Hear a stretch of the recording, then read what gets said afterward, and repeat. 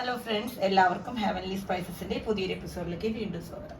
ഇന്ന് ഞാൻ വന്നിട്ടുള്ളത് നമ്മുടെ ഫ്രൈഡ് റൈസിന്റെ കൂടെ നമുക്ക് കഴിക്കാൻ പറ്റുന്ന ഒരു വെജിറ്റേറിയൻ കറിയുമായിട്ടാണ്. നമ്മളെല്ലാം ഇപ്പോഴും റെസ്റ്റോറൻറ്റിലൊക്കെ പോകുമ്പോൾ ഫ്രൈഡ് റൈസ് ഓർഡർ ചെയ്യുമ്പോൾ നമുക്ക് നൊയമ്പാണെങ്കിലോ അല്ലെങ്കിൽ നമ്മൾ വെജിറ്റേറിയൻ ആണെങ്കിലോ നമ്മൾ എപ്പോഴും സെലക്ട് ചെയ്യുന്ന ഒരു സംഭവമാണ് ഫ്രൈഡ് റൈസും ഗോബി മഞ്ചൂരിയനും അല്ലെങ്കിൽ ഫ്രൈഡ് റൈസും ചില്ലി ഗോബി. അപ്പോൾ ഞാൻ ഇന്ന് ഉണ്ടാക്കുന്നത് ഫ്രൈഡ് റൈസും ഗോബി മഞ്ചൂരിയനാണ്. അപ്പോൾ നമുക്ക് എല്ലാവർക്കും വീട്ടിലെ എളുപ്പത്തിൽ എങ്ങനെയാണ് ഇത് ഉണ്ടാക്കാമെന്ന് കാണിച്ചു തരാം. വളരെ സിമ്പിളാണ്. അതിനുവേണ്ടി നമ്മൾ ആദ്യം കോളിഫ്ലവർ വാങ്ങിച്ച് അതിൻ്റെ പൂക്കളായിട്ട് അങ്ങനെ അടർത്തി ചെറുതാക്കി എടുത്തതിന് ശേഷം ഒരു 10-15 മിനിറ്റ് നല്ല ചൂടുവെള്ളത്തിൽ ഇട്ട് വയ്ക്കുക. കുറച്ച് ഉപ്പും മഞ്ഞൾപ്പൊടി വിട്ടിട്ട് ചൂടുവെള്ളത്തിൽ ഇട്ട് വെച്ചതിന് ശേഷം നമ്മൾ നന്നായി വെള്ളം വാർത്ത് മാറ്റി വയ്ക്കുക. അത് ഞാൻ മാറ്റി വെച്ചിട്ടുണ്ട്. അത് എടുക്കുന്ന സമയത്ത് നിങ്ങൾക്ക് കാണിച്ചു തരാം. ഇനി നമുക്ക് ഇതിലോട്ട് പെട്ടെന്ന് തന്നെ ഉണ്ടാക്കാം. എങ്ങനെയാണ് ഇതിൻ്റെ കറി ഉണ്ടാക്കുക? നമുക്ക് വളരെ എളുപ്പമാണ്. ഒരു വലിയ പണിയൊന്നും നമുക്കൊരു ചിക്കൻ റോസ്റ്റ് ചെയ്യുന്ന സമയമൊന്നും ഇതിന് വേണ്ട. ആദ്യം നമ്മൾ കറി ഉണ്ടാക്കി വെക്കുകയാണ്. എന്നിട്ട് അതിനുശേഷം ഈ കോളിഫ്ലവറിൽ നമ്മൾ കുറച്ച് മൈദയും കോൺഫ്ലോറും ഒരേ അളവിൽ, അത് പകുതി മൈദ പകുതി കോൺഫ്ലോർ, ആ ഒരു അളവിൽ മൈദയും കോൺഫ്ലോറും ഇട്ടതിന് ശേഷം പാകത്തിന് ഉപ്പും ഇട്ടിട്ട് കുറച്ച് വെള്ളം തെളിച്ച് നമ്മൾ നന്നായി മിക്സ് ചെയ്തതിന് ശേഷം നേരെ ഓയിലിലോട്ട് ഫ്രൈ ചെയ്തിട്ട് ആ ഫ്രൈ ചെയ്ത സംഭവം നേരെ നമ്മുടെ ഈ കറിയിലോട്ട് ഇടുകയാണ് ചെയ്യാം. കഴിക്കാൻ നേരത്ത് നമ്മളിപ്പോൾ തന്നെ ഇട്ട് വെച്ചാൽ അതങ്ങനെ സോഗിയായി പോവും. നമ്മളിപ്പോൾ എപ്പോഴാണോ ഉച്ചയ്ക്ക് ഭക്ഷണം എടുക്കുന്നത് ആ സമയത്ത് നമ്മളിത് ഫ്രൈ ചെയ്ത്, കോളിഫ്ലവർ അല്ല ഒരുപാട് സമയമൊന്നും ഫ്രൈ ചെയ്യാൻ വേണ്ട, ഫ്രൈ ചെയ്ത് നല്ല ക്രിസ്പിയാക്കി ഫ്രൈ ചെയ്ത് നമ്മൾ കറിയിലോട്ട് ഇട്ടിട്ട് ഇളക്കുകയാണ് ചെയ്യുന്നത്. അപ്പോൾ നമുക്ക് എങ്ങനെയാണ് ഇത് ഉണ്ടാക്കുന്നതെന്ന് നോക്കാം. അപ്പോൾ അത് ഫ്രൈ ചെയ്യുന്ന സമയത്ത് അല്ലെങ്കിൽ അത് മിക്സ് ചെയ്യുന്ന സമയത്ത് നിങ്ങൾക്ക് കോളിഫ്ലവർ കാണിച്ചു തരാം. ഞാനത് ക്ലീൻ ചെയ്യാൻ വെച്ചിരിക്കുകയാണ്. ഇനി നമുക്ക് എന്തൊക്കെയാണ് ഇതിൽ ആവശ്യം നോക്കാം. ഇതിൽ സബോള ഇതിൽ വലിയ കഷ്ണങ്ങളാക്കി അരിഞ്ഞിട്ടുള്ള സബോളയാണ് കേട്ടോ. ഇങ്ങനെ അടർന്ന് ഇങ്ങനെ വരുമ്പോൾ ഇതുപോലെ സ്ക്വയറായിട്ട് വരും. കനം കുറച്ചിട്ടോ കൊത്തി അരിയോ ചെയ്തിട്ടുള്ള സബോളയല്ല. നമ്മൾ ചൈനീസ് ഡിഷുകളൊക്കെ ഉണ്ടാക്കുമ്പോൾ ഇങ്ങനെയാണ് അരിയാം. പിന്നെ അതുപോലെ തന്നെ സ്ക്വയറായിട്ട് അരിഞ്ഞിട്ടുള്ള ക്യാപ്സിക്കം ഇത്തിരി വലുതാക്കി, ഫ്രൈഡ് റൈസ് നമ്മൾ ചെറുതാക്കിയിട്ടാണ് അരിഞ്ഞത്, ഇതുപോലെ അരിയാം. പിന്നെ ഇതേ കുറച്ച് വെളുത്തുള്ളി നീളത്തിൽ അരിഞ്ഞു വെച്ചത്. ഞാൻ ഫ്രൈഡ് റൈസിൻ്റെ വീഡിയോയിൽ പറഞ്ഞിട്ടുണ്ടായിരുന്നു പകുതി ഇതിലോട്ട് യൂസ് ചെയ്യാനാണ് കേട്ടോ. അപ്പോൾ അതാണ് ഇത്. നമ്മുടെ സ്പ്രിംഗ് ഓനിയൻ്റെ തണ്ട്, സെലറിയുടെ കടഭാഗം, ഇത് നമ്മുടെ സെലറി, ഇത് നമ്മുടെ സ്പ്രിംഗ് ഓനിയൻ. ഇതാണ് നമുക്ക് ഇതിലോട്ട് ആവശ്യമുള്ളത്. ഇനി നമ്മൾ ഉണ്ടാക്കുമ്പോൾ ഉപയോഗിക്കുന്ന ഓയിൽ എന്ന് പറയുന്നത് സൺഫ്ലവർ ഓയിലാണ്. ഇവിടെ വെജിറ്റബിൾ ഓയിലാണ് ഉപയോഗിക്കുന്നത്. ഇഷ്ടമുള്ള ഓയിൽ ഉപയോഗിക്കാം, വെളിച്ചെണ്ണ യൂസ് ചെയ്യാൻ പാടില്ല. ഇനി നമുക്കിതിനെ ഈ കറി നമുക്ക് നല്ല റെഡ് കളറിലാണ് റെസ്റ്റോറൻറ്റിലൊക്കെ കിട്ടുക. നമ്മൾ കളർ ചേർക്കാതെ തന്നെ ഹെൽത്തി ആയിട്ട് തന്നെ ഉണ്ടാക്കാനാണ് പ്ലാൻ. ഇപ്പം നമ്മൾ കുട്ടികളൊക്കെ കഴിക്കുമ്പോൾ കളർ ചേർത്ത ബുദ്ധിമുട്ടല്ലേ, അതിന് വേണ്ടി ഞാനിത് റെഡ് ചില്ലി പേസ്റ്റ് ഇവിടെ അരച്ച് വെച്ചിട്ടുണ്ട്. റെഡ് ചില്ലി പേസ്റ്റ് ഉണ്ടാക്കുന്നത് എങ്ങനെയാണെന്ന് ഓൾറെഡി ഞാൻ പലവട്ടം വീഡിയോയിൽ ഞാൻ പറഞ്ഞിട്ടുണ്ട്. ഞാൻ ഇപ്പോഴും ഇങ്ങനത്തെ കറികൾ ഉണ്ടാക്കുമ്പോൾ എപ്പോഴും കളറിന് പകരം ഞാൻ റെഡ് ചില്ലി പേസ്റ്റാണ് ചേർക്കാറുള്ളത്. വല്ല കേക്കൊക്കെ ഉണ്ടാക്കുമ്പോൾ നമുക്ക് റെഡ് വെൽവെറ്റ് ഒക്കെ ഉണ്ടാക്കുമ്പോൾ നമുക്ക് കളർ ചേർത്തേ പറ്റുള്ളൂ, അത് ഒഴിവാക്കാൻ പറ്റില്ല. പക്ഷേ ഇതിന് നമുക്ക് ഇങ്ങനെ ഒരു ഓപ്ഷൻ ഉണ്ട്. അതായത് നമ്മുടെ കാശ്മീരി റെഡ് ചില്ലി കുരുവൊക്കെ കളഞ്ഞതിന് ശേഷം കുറച്ച് ചൂടുവെള്ളത്തിൽ ഇട്ട് വയ്ക്കുക, അല്ലെങ്കിൽ വെള്ളം ഒഴിച്ച് തിളപ്പിച്ച് വയ്ക്കുക. കുരുവോടുകൂടി അരച്ചാൽ ചിലപ്പോൾ നമുക്കത് എരിവുണ്ടാവും. എന്നിട്ട് നമ്മളത് നന്നായി തണുപ്പ്, അതായത് ചൂടൊക്കെ മാറുമ്പോൾ അതിൽ നിന്നും എടുത്തതിന് ശേഷം കുതിർന്ന ആ മുളകും കുറച്ച് പഞ്ചസാരയും കുറച്ച് ഉപ്പും കുറച്ച് വിനീഗറും കൂടി ചേർത്ത് മിക്സിയിൽ ചെറിയതായിട്ട് നന്നായി അരച്ച് പേസ്റ്റാക്കി വയ്ക്കാം. അങ്ങനെയാണ് റെഡ് ചില്ലി പേസ്റ്റ് ഉണ്ടാക്കുക. അത് നമുക്ക് കറികളിൽ ചേർത്ത് കഴിഞ്ഞാൽ കറികൾ നമ്മൾ നല്ല കളറായിട്ട് കിട്ടും. നമ്മുടെ പനീർ ഉണ്ടാക്കുമ്പോഴോ ബട്ടർ ചിക്കൻ ഉണ്ടാക്കുമ്പോഴോ ഒക്കെ നമുക്ക് ആ റെഡ് ചില്ലി പേസ്റ്റ് ഉപയോഗിക്കാം. നമുക്ക് വേണമെങ്കിൽ ഉണ്ടാക്കിയാൽ 2-3 ദിവസം ഫ്രിഡ്ജിൽ നന്നായി കേടുകൂടാതെ ഇരിക്കുകയും ചെയ്യും. 3 ദിവസത്തിൽ കൂടുതൽ ഞാൻ വെച്ചിട്ടില്ല, അപ്പോൾ അതുകൊണ്ട് എനിക്കറിയില്ല എത്ര ദിവസം ഇരിക്കുന്നു. നമ്മൾ വേറെ പ്രിസർവേറ്റീവ്സ് ഒന്നും ചേർക്കുന്നില്ല. പിന്നെ ഫ്രിഡ്ജൊന്നും ഓഫായി പോരുത്. ഞാനിതിപ്പോൾ ഇപ്പോൾ ഫ്രഷ് ആയിട്ട് ഉണ്ടാക്കിയതാണ്, അതാണ് മിക്സി തന്നെ ഇരിക്കുന്നത്, ഇപ്പം ഉണ്ടാക്കിയിട്ടേ. ഇനി നമുക്ക് വേഗം തന്നെ നമ്മുടെ റെസിപ്പിയിലോട്ട് പോകാം. നമുക്ക് വേഗം തന്നെ ഓയിൽ ഒഴിച്ചിട്ട് പാൻ ചൂടാക്കാം. നമ്മുടെ എണ്ണ നന്നായി ചൂടായിട്ടുണ്ട് കേട്ടോ. അപ്പോൾ നമ്മൾ അതിലോട്ട് നമ്മുടെ വെളുത്തുള്ളി ഇടാം. വെളുത്തുള്ളി മൊത്തമായിട്ട് ചേർക്കാം കേട്ടോ. നല്ലതുപോലെ വെളുത്തുള്ളി അരിഞ്ഞേർക്കാം. എത്ര കൂടുതൽ ഇട്ടോ അത്ര നല്ലതാണ്. ഞാൻ നേരത്തെ ഫ്രൈഡ് റൈസിലേക്ക് എടുത്ത് ബാക്കിയുള്ളതാണ് കേട്ടോ. ഞാൻ ആകെ ഒരു 6 എടുത്തിട്ടുള്ളൂ. പക്ഷെ എനിക്ക് വലിയ വെളുത്തുള്ളി ആയതുകൊണ്ടാണ്. ഇതിപ്പോൾ നന്നായിട്ട് മൂത്തു. അപ്പോൾ തന്നെ നല്ല ചൂടുള്ള എണ്ണയാണ്. ഒരുപാട് അങ്ങ് തീ കുറച്ച് വെക്കരുത് കേട്ടോ. ഇനി നമ്മുടെ സബോള ഇട്ട് കൊടുക്കാം. സബോളയുടെ കൂടെ നമ്മുടെ ക്യാപ്സിക്കം കൂടി ഇടുകയാണ്. കുറച്ച് ക്യാപ്സിക്കം ഇടും. ബാക്കിയുള്ളത് നമ്മൾ ഫ്രഷ് ആയിട്ട് അപ്പോൾ ചേർത്ത് കൊടുക്കും. ഇതെല്ലാം വേഗം ചേർത്ത് കൊടുക്കണം കേട്ടോ. നമ്മുടെ കറികൾ ഉണ്ടാകുന്ന പോലെ സബോള മുരിയാനൊന്നും കാത്തു നിൽക്കണ്ട. ജസ്റ്റ് ഒന്ന് സബോള ഒന്ന് വാടിയാൽ മതി. അപ്പോൾ ക്യാപ്സിക്കം നമ്മൾ ഒരുപാട് അങ്ങനെ അതിൻ്റെ ബ്രൗൺ കളർ ആവാനും അങ്ങനെ ഫ്രൈ ആവാനൊന്നും നിൽക്കണ്ട.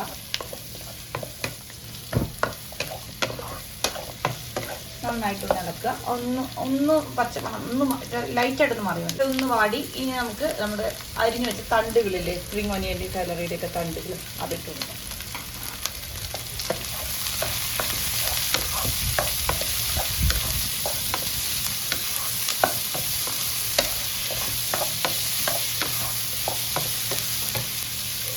ഒന്ന് വാടി കഴിയുമ്പോൾ നമ്മളിതിലോട്ട് കുറച്ച് സോസുകൾ ആഡ് ചെയ്യണം. ഇതിലോട്ട് ഞാൻ ആദ്യം ചേർക്കുന്നത് ടൊമാറ്റോ സോസാണ്. ഇതിപ്പോൾ ഒരു ടേബിൾ സ്പൂൺ ടൊമാറ്റോ സോസ് ഉണ്ട്. ഞാൻ കറക്റ്റ് അളവ് എനിക്കറിയാം, ഞാൻ അങ്ങനെ എപ്പോഴും ഇടാറുള്ളത് കൊണ്ട് ടൊമാറ്റോ സോസാണ്. ഇനി നമ്മുടെ സോയാ സോസ് ചേർക്കുക. കുറച്ച് സോയാ സോസ് ഞാൻ ഇവിടെ ചേർക്കുന്നുള്ളൂ കേട്ടോ, കാരണം ഡാർക്ക് സോയ ആയതുകൊണ്ടാണ്.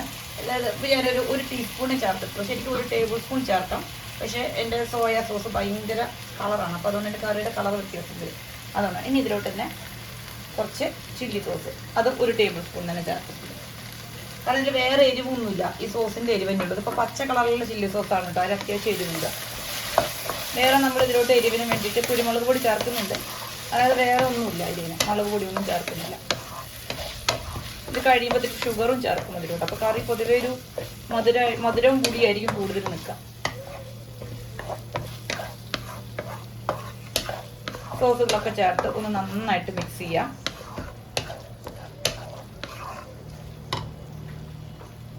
ആയിട്ട് നമ്മുടെ വെജിറ്റബിൾസ് ഒക്കെ ഒന്ന് മിക്സ് ആയതിനു ശേഷം നമ്മൾ നമ്മുടെ റെഡ് ചില്ലി പേസ്റ്റ് ഇതിലൂടെ ചേർത്ത് കൊടുക്കാം. റെഡ് ചില്ലി പേസ്റ്റ് മൊത്തം ചേർക്കണം. നന്നായിട്ട് നടക്കാം. ഈ റെഡ് ചില്ലി പേസ്റ്റ് ഉണ്ടാക്കുന്ന റെഡ് ചില്ലിയൊക്കെ നന്നായി വെന്ത് തന്നെയാണ്, എന്നാലും അതൊന്ന് ഇട്ടിട്ട് ഇതുമായിട്ടൊന്ന് യോജിച്ച് പോകണം.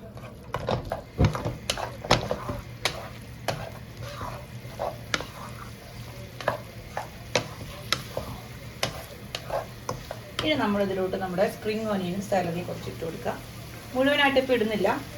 സ്പ്രിംഗ് ഓനിയൻ സാലറി ക്യാപ്സിക്കം ഒക്കെ നമ്മൾ കുറച്ച് മാറ്റി വയ്ക്കുന്നുണ്ട്, ലാസ്റ്റ് കുറച്ച് ഇടാനായിട്ട്. ഇനി കുറച്ച് സാലറി ഇട്ട് കൊടുക്കുക.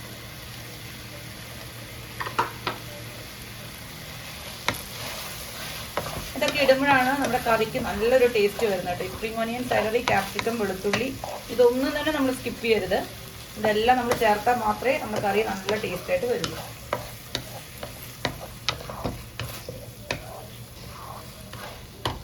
ഇനി നമ്മൾ ഇതിലോട്ട് കുറച്ച് ചൂടുവെള്ളം ഒഴിച്ചു കൊടുക്കണം. അപ്പം നമ്മുടെ ആ റെഡ് ചില്ലി പേസ്റ്റ് എടുത്തിട്ടുള്ള സെയിം ആ മിക്സിയുടെ ജാറ് ഒന്ന് കഴുകി ഒഴിച്ചു കൊടുത്താൽ ഒന്നുകൂടി നല്ല കളർ കിട്ടും. ആ റെഡ് കളർ മൊത്തം ഇതിലോട്ട് കിട്ടും. ചൂടുവെള്ളം തന്നെ ഒഴിച്ചു കൊടുക്കുക കേട്ടോ, പച്ചവെള്ളം ഒഴിക്കരുത്. അപ്പോൾ പിന്നീടും അത് വേവാനായിട്ട് പിന്നെയും സമയം പിടിക്കും. അപ്പം നമ്മുടെ കറിയുടെ ഒരു ടേസ്റ്റ് തന്നെ വ്യത്യാസം വരും. അത് എന്ത് കറിയായാലും നമ്മൾ ഉണ്ടാക്കിക്കൊണ്ടിരിക്കുമ്പോൾ വെള്ളം ഒഴിക്കുന്ന ഒരു സമയം വരുമ്പോൾ അത് ചൂടുവെള്ളം തന്നെ ഒഴിച്ചു കൊടുക്കുക. ഞാനിതിൽ ഉപ്പും പഞ്ചസാര ഇട്ടു, അറിയാതെ ആ സമയത്ത് ക്യാമറ ഓൺ ആയില്ല കേട്ടോ. അതേ ഞാൻ പഞ്ചസാര ഒരു ടീസ്പൂൺ പഞ്ചസാര ഇട്ടിട്ടുണ്ട്. പിന്നെ നമ്മൾ അതിലോട്ട് കുറച്ച് ഉപ്പും ചേർത്തിട്ടുണ്ട് കേട്ടോ. ഉപ്പ് നോക്കിയിട്ട് ഉപ്പ് ലാസ്റ്റ് ചേർത്താൽ മതി, കാരണം നമ്മൾ സോസുകളൊക്കെ ചേർത്തിട്ടുണ്ട്. 3 സോസിൽ നല്ല ഉപ്പുണ്ടാവും, പ്രത്യേകിച്ച് സോയ സോസിൽ. അപ്പോൾ അതുകൊണ്ട് അത് നോക്കിയിട്ട് ഉപ്പ് ചേർക്കാവൂ. അപ്പോൾ ഞാൻ നോക്കി, അപ്പോൾ ഉപ്പും പുളിയൊക്കെ നോക്കിയപ്പോൾ പുളിയുണ്ട്, ഉപ്പ് ഇല്ല. അപ്പോൾ നമ്മളതൊന്ന് ബാലൻസ് ചെയ്യാനായിട്ട് ഉപ്പിട്ടിട്ട് പാകത്തിന് കുറച്ച് മധുരം കൂടി ഇട്ടു. ഇനി നമ്മൾ ഇതിലോട്ട് ചേർക്കുന്ന കുറച്ച് കുരുമുളക് പൊടിയാണ്. നമുക്ക് എരിവിന് വേണ്ടിയിട്ട് കുറച്ച് കുരുമുളക് പൊടി ചേർത്ത് കൊടുക്കാം.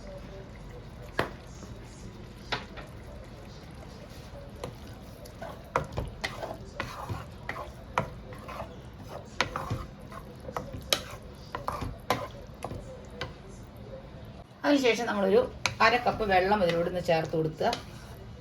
ചൂടുവെള്ളം തന്നെ ഒഴിച്ചു കൊടുക്കുക കേട്ടോ. തീരെ വെള്ളമില്ലെങ്കിൽ നമ്മളിനി ചേർക്കുമ്പോൾ നമ്മുടെ കോളിഫ്ലവർ ഇടുമ്പോൾ അതിൽ തീരെ കറി ഉണ്ടാവില്ല. അപ്പോൾ നമുക്കിത് ഗ്രേവി ആയിട്ടാണ് വേണ്ടെങ്കിൽ മാത്രം അങ്ങനെ ചേർത്താൽ മതി. അല്ലെങ്കിൽ നമ്മൾ ഈ വെള്ളം ഒഴിക്കുന്നത്, ഇപ്പോൾ ഞാൻ ചെയ്ത വെള്ളം ഒഴിക്കുന്നത് അങ്ങനെ ഒഴിവാക്കാം. ആ മിക്സി കഴുകിയ വെള്ളം അത് ഒഴിക്കാം, കുഴപ്പമില്ല. ഇത് ഈ ഒഴിക്കുന്ന വെള്ളം ഒഴിവാക്കിയാൽ മതി. ഡ്രൈ ആയിട്ടാണ് വേണ്ടത്. ചിലർക്ക് ഡ്രൈ ഫോമിലായിരിക്കും ഇഷ്ടമുണ്ടാവുക. ഇനി ഇതൊന്ന് തിളക്കട്ടെ. തിളച്ച് കഴിഞ്ഞിട്ട് നമുക്ക് വേറൊരു ഇൻഗ്രീഡിയൻറ്റ് കൂടി ഇത് ചേർക്കാനുണ്ട്. അതായത് ഗ്രേവി ആയിട്ട് വേണ്ടവർക്ക് മാത്രം, അതല്ല നിങ്ങൾക്ക് ഡ്രൈ ആയിട്ട് മതി എന്നുള്ളവർക്ക് ഇത് ചേർക്കണ്ട.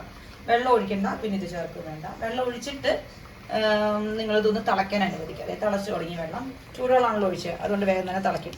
ഇതാണ് ഞാൻ ചേർക്കാൻ പോകുന്നത്. അതെന്താണെന്ന് വെച്ചാൽ ഒരു ഇതുപോലത്തെ 2 ടീസ്പൂൺ കോൺഫ്ലോർ കുറച്ച് വെള്ളം ഒഴിച്ചിട്ട് നന്നായിട്ട് തന്നെ കലക്കുക, കട്ടയില്ലാതെ. കോൺഫ്ലോർ കലക്കാൻ ഒരു ബുദ്ധിമുട്ടില്ല കേട്ടോ. മൈദ പോലെ അത് കട്ട പിടിക്കുന്നില്ല, പെട്ടെന്ന് തന്നെ കലക്കിയെടുക്കാം. തീരെ കട്ടയില്ലാതെ അങ്ങ് കലക്കിയിട്ട് നമ്മൾ ഇതിലോട്ട് അങ്ങ് ഒഴിച്ചു കൊടുക്കാം. അപ്പോൾ നമ്മുടെ ഗ്രേവിക്ക് നല്ല തിക്നെസ് വരും. നിങ്ങൾക്ക് അറിയുന്നുണ്ടാവും, കാരണം എല്ലാവരും ചേർക്കുന്നത് തന്നെയാണ് കറികൾക്ക് തിക്നെസ് കൂട്ടാനായിട്ട്.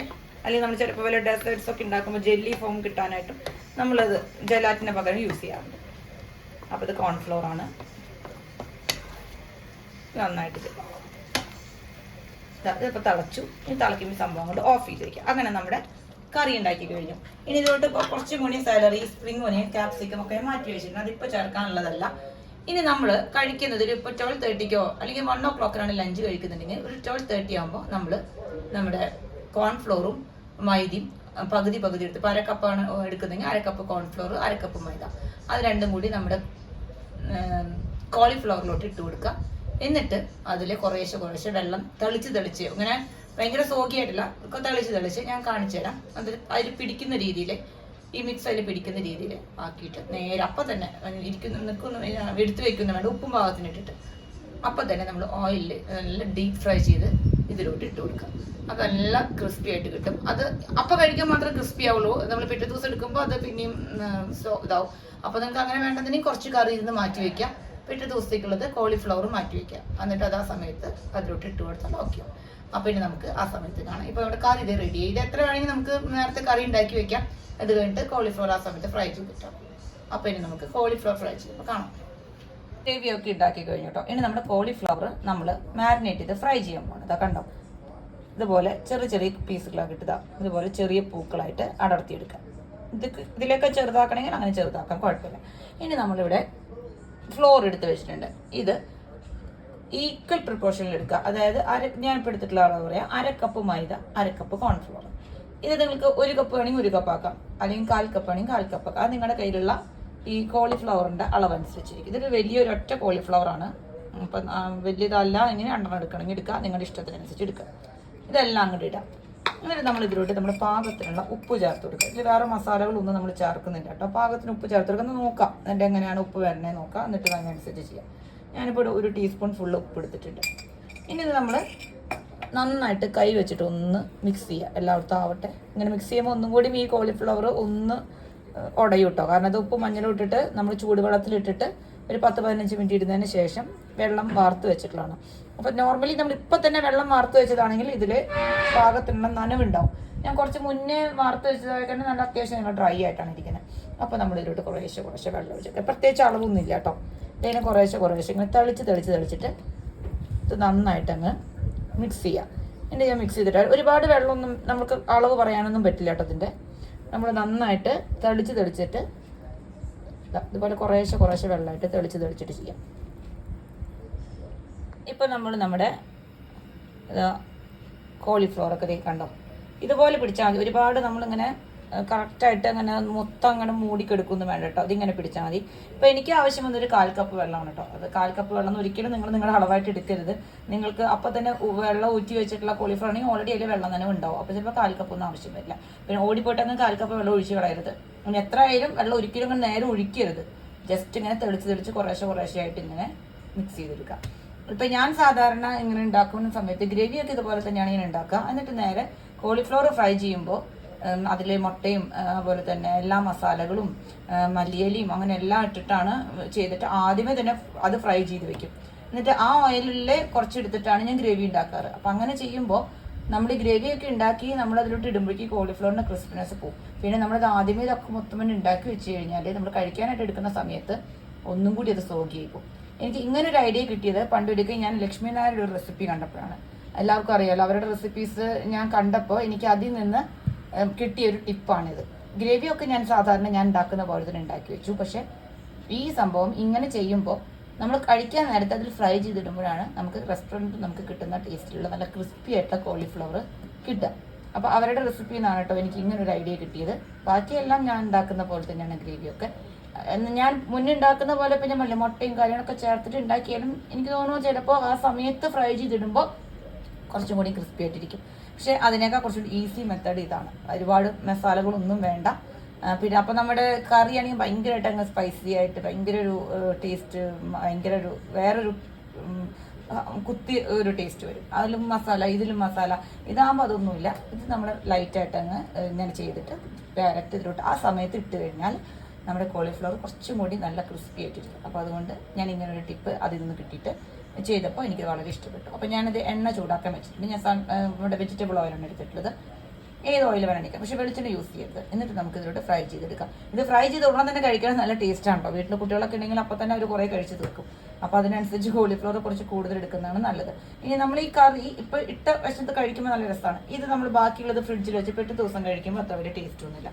കാരണം പിന്നെയും അത് സോഗിയാവും.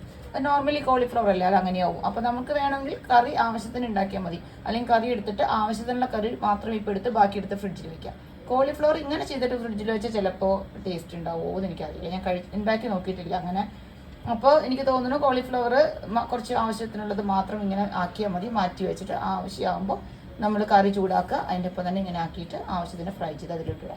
കോളിഫ്ലവർ ഫ്രൈ ചെയ്യാൻ നമുക്ക് ചിക്കൻ ഫ്രൈ ചെയ്യുന്ന അത്ര വലിയ റിസ്ക് ഒന്നുമില്ല, പെട്ടെന്ന് ആയി കിട്ടും. അപ്പോൾ ഇനി നമുക്ക് വേറെ തന്നെ ഫ്രൈ ചെയ്യാൻ പറ്റും. അപ്പോൾ ഇനി നമുക്ക് നമ്മുടെ കോളിഫ്ലവർ ഓരോന്നായിട്ട് ഫ്രൈ ചെയ്യാം. എണ്ണ നല്ല ചൂടായിട്ട് എടുക്കുന്നുണ്ട്, നേരെ ഫ്രൈ ചെയ്യാം.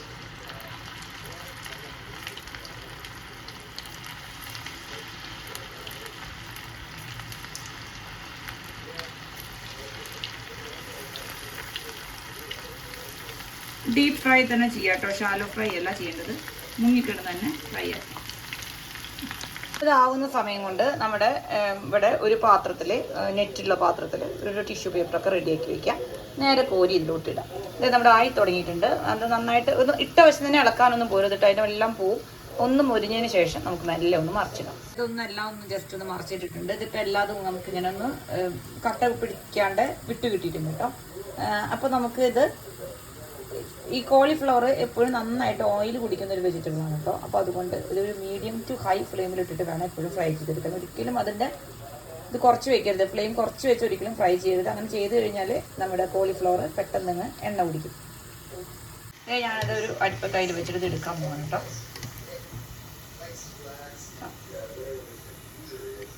നന്നായിട്ട് പൊരിഞ്ഞിട്ടുണ്ട്. ഞാൻ ഇടുമ്പോൾ ശബ്ദം കേൾപ്പിച്ചിടാം. കണ്ടോ, നന്നായിട്ട് ഫ്രൈ ആയിട്ടുണ്ട്. ഇനി അടുത്ത സ്ലോട്ട് നമുക്ക് ഇടാം. ഇനി എല്ലാ സ്ലോട്ടും ഞാൻ ഫ്രൈ ചെയ്തിട്ട് വരാം. അടുത്ത സ്ലോട്ട് ഇട്ടിട്ടുണ്ട്. ഇനി നിന്ന് ഫ്രൈ ആയിട്ട് നമുക്ക് എടുക്കാം. നമ്മുടെ പഴയത് ഇരിക്കുന്നത് നോക്ക്, നല്ല ക്രിസ്പി ആയിട്ടാണ് കേട്ടോ ഇരിക്കുന്നത്. നല്ല ക്രിസ്പിയാണ്. ഇത് കഴിക്കുമ്പോഴായാലും നല്ല ക്രിസ്പി ആയിട്ടാണ് ഇരിക്കുന്നത്. അപ്പോൾ നിങ്ങളെല്ലാവരും ഇതുപോലെ തന്നെ ഫ്രൈ ചെയ്ത് നോക്കുക. ഞാൻ ഇനി എല്ലാം ഫ്രൈ ചെയ്തിട്ട് വരാം.